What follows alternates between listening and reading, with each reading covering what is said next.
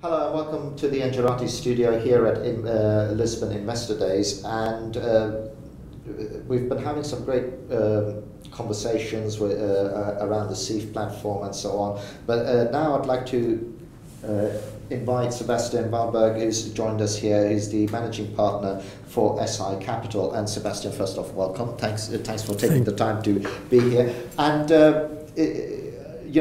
just to give you a bit of background, we had Paul talking a little bit about the insurance product that they're bringing to market to de-risk some of the investment side of things. But what would be great to hear from you, because I still smell some issues around getting finance into the market and so on.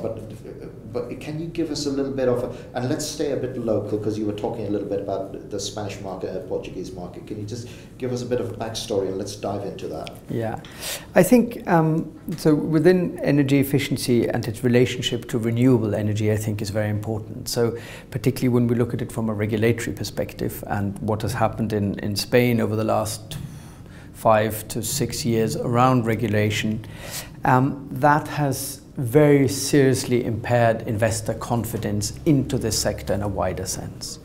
And so I think that the fact that a part of energy efficiency is related to renewable energy, that it is covered by similar, let's call them entities, people, companies, etc., I think it hasn't become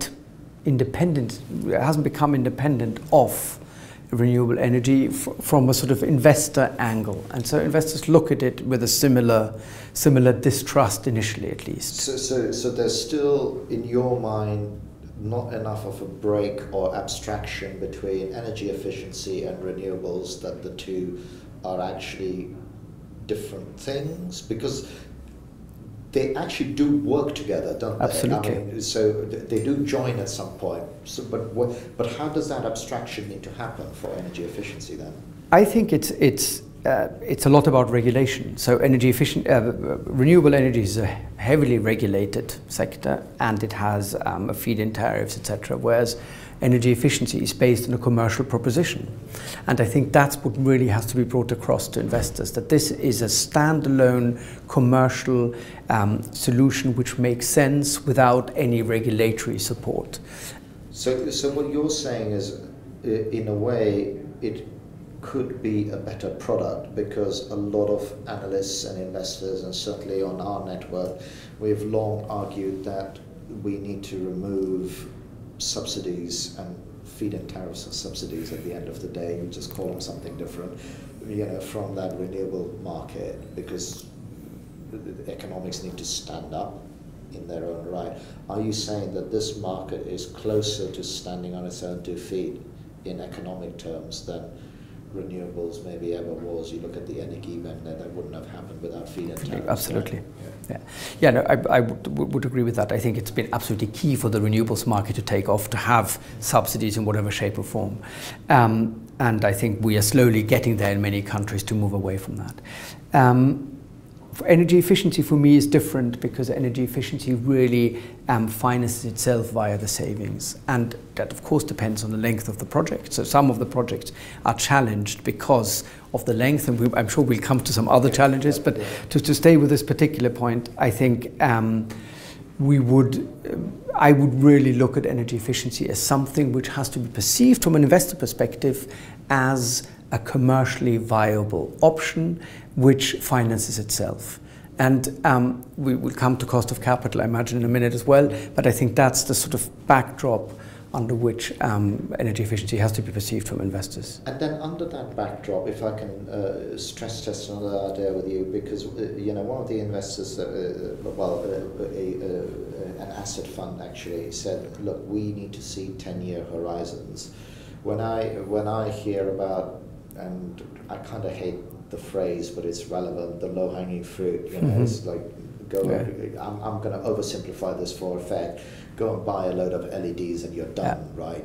That's not a 10-year plan, No. So how important is it in your mind? So there are 2 questions. How important is it in your mind to have that 10-year plan, and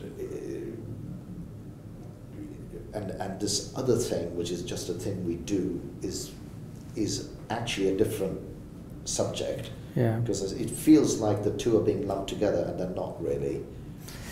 I think I would in a way like to turn around a little bit and look at it from the way the sort of capital looks at let's call them the capital markets for a second. And the capital, so money generally doesn't like to be locked up very long. So it's always more difficult to access money that has to be locked up for a longer time. And of course that has to be compensated with higher returns. So if money is locked up for 10 years or more, you'll need higher returns than if it's a low-hanging fruit for 2 years or whatever it is. Which means these two things have to go hand in hand. So projects which have a longer term will have to somehow generate higher returns for the people who put up the money, whoever that is, whether that's like a fund like ourselves or whether that's an insurance company or whatever. So, but at the same time, without that kind of 10-year plan, I don't think you can do a sort of comprehensive energy efficiency overview or investment touching all the different kind of aspects rather than just the LED light or whatever that may be. How would you sort of asked whether we could combine that with because I mean, what I'm struggling to wrap my head around is, the ESCO market in America has taken off, and in Europe is still a little bit behind the curve. There's some structural issues that I know are impairing it, like how you can account for certain things which may be holding it back.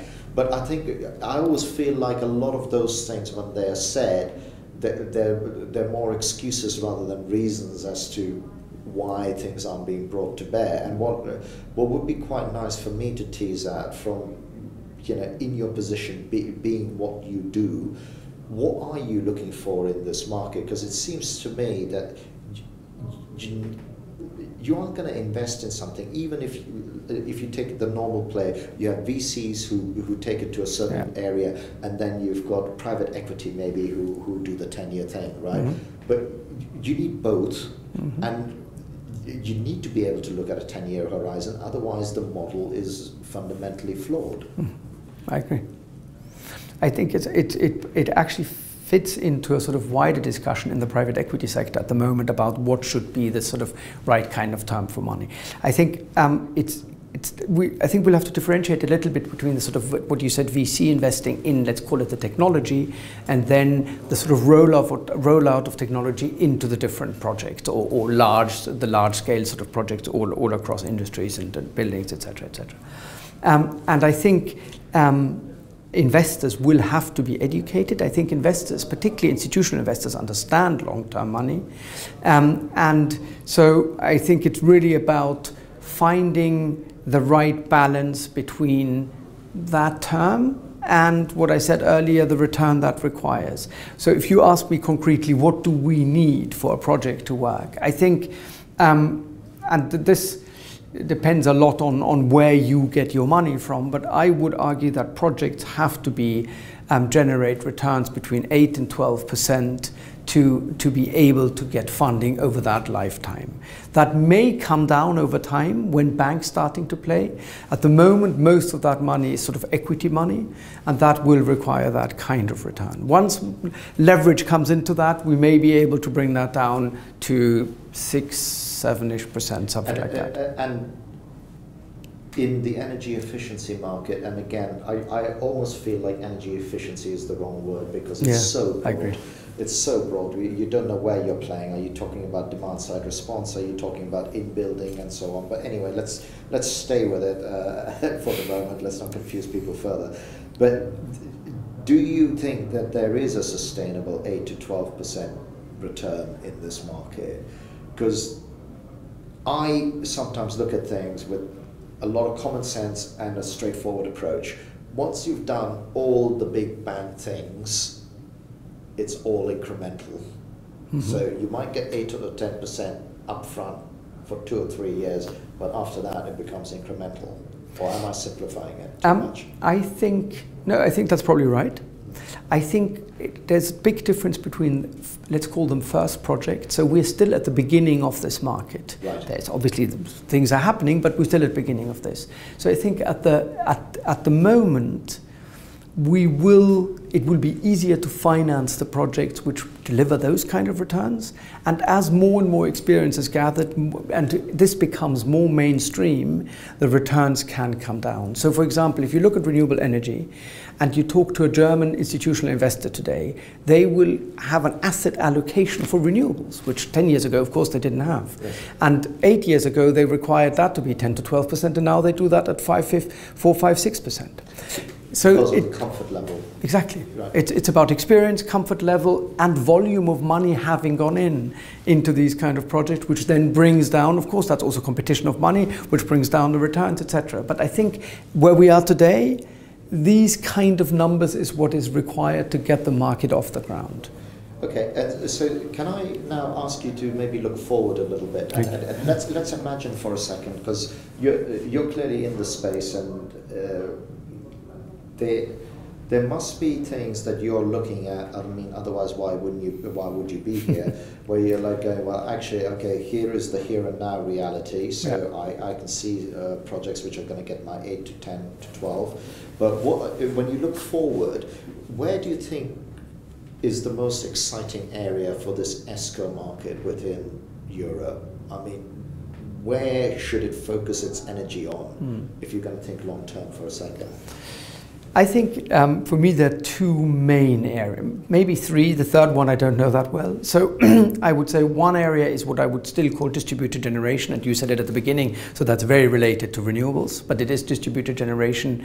I would put under energy efficiency more than under renewables in that sort of context. And I think there's a huge potential there and masses to be done, and as we said earlier, at varying returns depending on location, etc. And I think the other area which is more complex for me from a financial perspective is buildings generally. So there's a huge amount of work to be done around buildings, and that has a much longer payback period. It's much more complex to structure. It's more difficult as an investor to have security over an asset, etc., etc.